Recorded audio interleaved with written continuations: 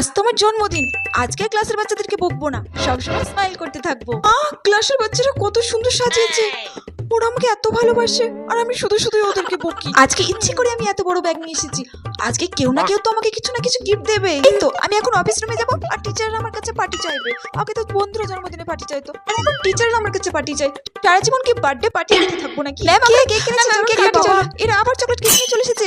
উফ, শিক্ষক দিবসের দিনই তো আমি বললাম যে আমি চকলেট কেক খাই না, ওরা আবার চকলেট কেকই নিয়ে এসেছে। বুঝতে পারছি না ওরা আমার জন্য এনেছে না নিজেদের খাওয়ার জন্য এনেছে। Ma'am happy birthday. ও তোমাকে ফেভারিট টিচার বলতো, আর ও শুধুমাত্র আমার জন্য একটা পেন এনেছে। ও তোমাকে একদমই পছন্দ করতো না। ও বাবা, ও এত সুন্দর একটা ইয়ারিং এনেছে। আগের বার তো আমি ওকে অঙ্কতে ফেল করে দিয়েছিলাম, তাও এত বড় গিফট দিয়েছে। ফুল কেন দেয় আমি বুঝতে পারি না, ফুলটা তো কালকে খারাপ হয়ে যাবে, একটা চকলেট আনতে পারতো। এই বাবা, ক্লাসে বাচ্চাগুলো এত লাফালাফি করছে কেন? উফ, এ তো আমার জন্যই করছে। উফ, আমি তো ওদেরকে কিছু বলতেও পারছি না, আমি বিশ্বাসই করতে পারছি না ক্লাসের বাচ্চাগুলো আমাকে এতটা ভালোবাসে। এটাও তো হতে পারে ওরা ক্লাস করবে না বলে নকল করছে। ওদেরকে